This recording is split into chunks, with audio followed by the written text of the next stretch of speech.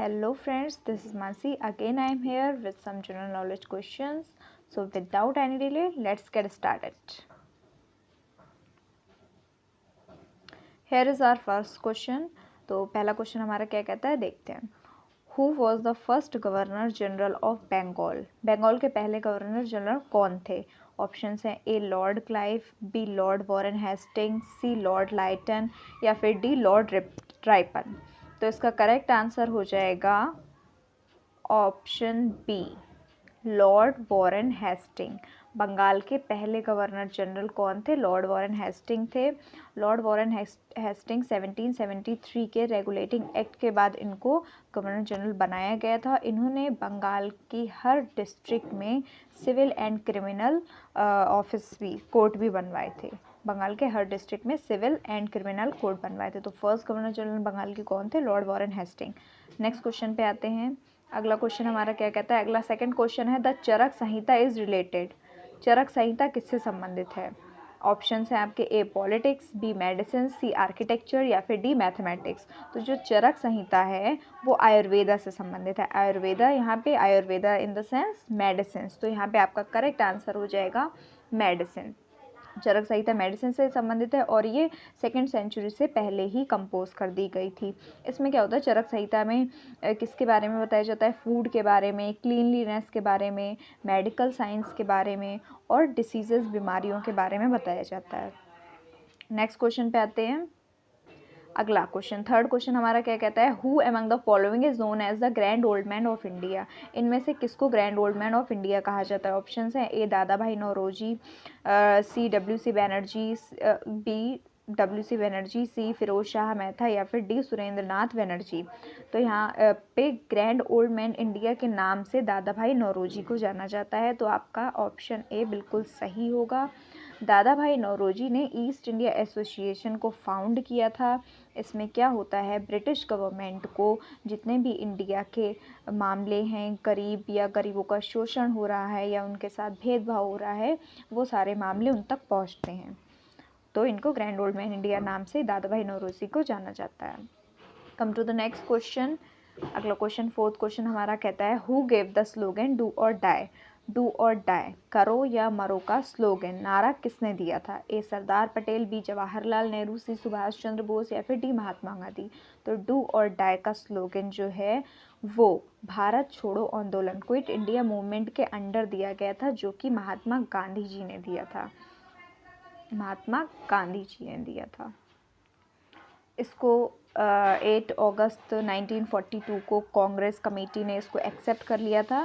फिर 9 अगस्त 1942 को ये स्टार्ट हो गया था मूवमेंट.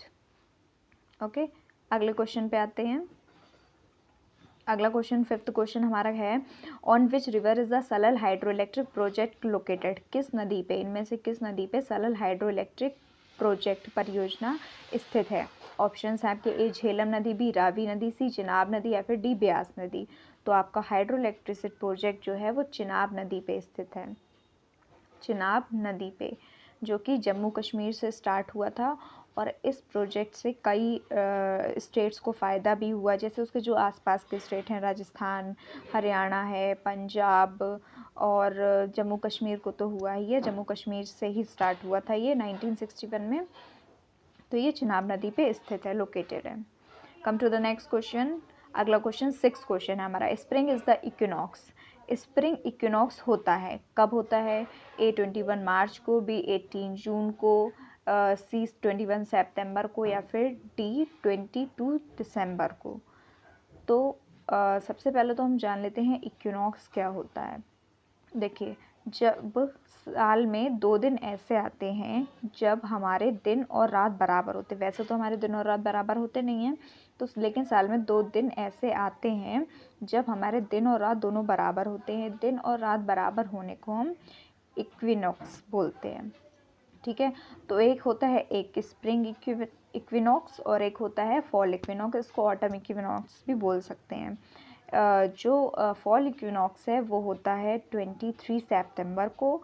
स्प्रिंग इक्विनॉक्स इसमें से होता है 21 मार्च को. ये आप याद रखिएगा 21 मार्च को। अक्सर लोग इसमें कंफ्यूज हो जाते हैं, स्प्रिंग वाला होता है 21 मार्च को और ऑटम वाला या फिर फॉल इक्विनॉक्स भी बोलते हैं जिसको, वो होता है 23 सितंबर को। क्लियर है? अगले क्वेश्चन पे आते हैं।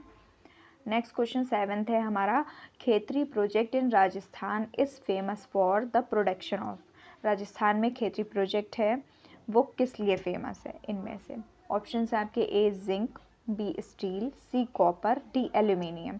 तो राजस्थान में खेतरी प्रोजेक्ट वो कॉपर के प्रोडक्शन के लिए फेमस है। अच्छा, खेतरी प्रोजेक्ट इसका नाम क्यों पड़ा? जो है राजस्थान में एक डिस्ट्रिक्ट है झुंझुनू, आई नो वियर्ड है बट है, झुंझुनू डिस्ट्रिक्ट है जिसमें खेतरी एक सिटी है। तो वहाँ पे इस प्रोजेक्ट को बनाया गया, इसको कंपोज किया गया, इसलिए इसका नाम खेतरी प्रोजेक्ट है। और वो किस लिए फेमस है? किसके प्रोडक्शन के लिए? कॉपर के प्रोडक्शन के लिए फेमस है। अगले क्वेश्चन पे आते हैं। अगला क्वेश्चन 8th क्वेश्चन है हमारा, where is Kaziranga national park located. Kaziranga national park कहाँ पे स्थित है? A Madhya Pradesh, B Assam, C West Bengal या फिर डी केरला। तो काजीरंगा नेशनल पार्क जो है वो आसाम में स्थित है। असम में केवल यही पार्क है जो वहाँ पे है, only this is the park, national park. अच्छा, ये जो काजीरंगा नेशनल पार्क है ये फेमस है वन हॉर्न्ड राइनोसॉर्स के लिए फेमस है, एक सिंग वाले गैंडे के लिए फेमस है। Okay, come to the next question. अगला क्वेश्चन हमारा 9th है, सेकेंड लास्ट क्वेश्चन। और ये क्वेश्चन क्या कहता है, by whom is the 100 rupee note sign. किसके द्वारा 100 रुपये का नोट साइन किया जाता है? आपने देखा होगा कि हर नोट पे साइन होते हैं किसी ना किसी के। तो इसमें पूछे कि 100 रुपये के नोट पे किसके होते हैं, किसके द्वारा साइन किया जाता है? ए ऑप्शन है आपके, A RBI governor, B president of India, C finance minister या फिर डी फाइनेंस सेक्रेटरी। तो 100 रुपये का नोट जो है, जो 1 रुपये से ज़्यादा के नोट होते हैं वो RBI रिज़र्व बैंक के द्वारा इशू किए जाते हैं और उनको साइन करते हैं RBI गवर्नर। ठीक है, तो इसका करेक्ट आंसर हो जाएगा RBI गवर्नर, क्योंकि 100 रुपये का नोट है, जो 1 से ज़्यादा के सभी नोट हैं वो RBI गवर्नर के द्वारा साइन किए जाते हैं।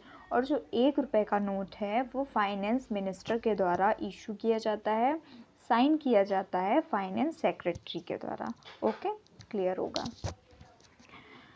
अगला नेक्स्ट और हमारा आज का लास्ट क्वेश्चन है, what is the full form of FEMA. FEMA की फुल फॉर्म क्या है? ऑप्शंस हैं आपके, A funds exchange media agency, B foreign exchange management act, C finance and export management association या फिर D foreign export market agency. तो इसका correct answer हो जाएगा B, foreign exchange management act. अच्छा, फॉरेन एक्सचेंज से यहाँ पे मतलब है कि हम दूसरे देश की करेंसी अपने देश में और अपने देश की करेंसी दूसरे देश में यूज़ कर सकते हैं। फॉरेन एक्सचेंज मैनेजमेंट एक्ट जो था वो 1999 में स्टार्ट हुआ था। क्यों स्टार्ट हुआ था? इसका एम क्या था? इसका एम ये था कि हम फॉरेन के पेमेंट्स हैं, फॉरेन के ट्रेड्स व्यापार हैं या फॉरेन की कोई भी चीज़ें हैं वो अपने देश में लाके अपने देश के इंडस्ट्रियल डेवलपमेंट को बढ़ा सकें। एक तरह से इन शॉर्ट अगर आप समझ लें तो हम एक्सपोर्ट कर सकें बाहर दूसरे देशों से, फॉरेन कंट्रीज से कर सके, इसका ये एम था। तो फेमा की फुल फॉर्म हो जाएगी फॉरेन एक्सचेंज मैनेजमेंट एक्ट। इसी के साथ हमारे 10 क्वेश्चंस फिनिश होते हैं। If you find these question informative then hit the like button, share with your friends and subscribe the channel ताकि आपको ऐसी ही नई वीडियोज़ मिलती रहें। तब तक के लिए मिलते हैं नेक्स्ट वीडियो में। Bye bye.